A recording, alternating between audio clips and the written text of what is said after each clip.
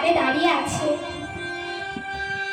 আর দাঁড়িয়ে ব্রহ্মাকে গিয়ে বলছে, ভগবান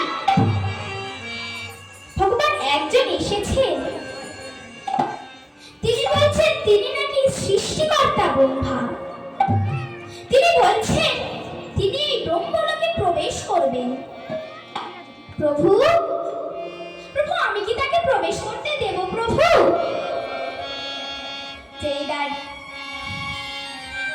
যেই ব্রহ্মা আবার ভগবানের ইচ্ছায় এসেছিলেন, তিনি দাঁড়িকে বলে উঠলেন, দাঁড়ি তুমি তাকে পাঠিয়ে দাও।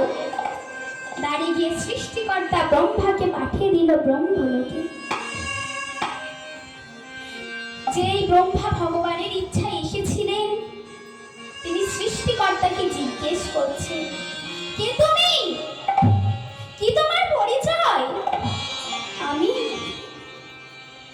আমি সৃষ্টিকর্তা ব্রহ্মা, আমি চতুর্মুখ ব্রহ্মা। প্রভু প্রভু আমি যে ব্রহ্মলোকের ব্রহ্মা,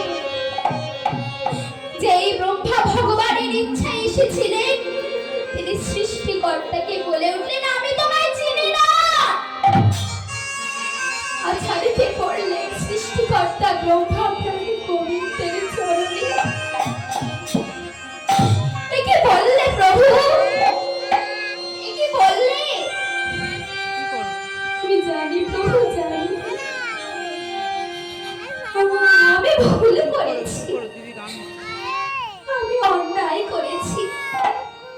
শুধু অন্যায় নয় প্রভু, আমি তোমার অষ্ট শাখাদেরকে হরণ করেছি।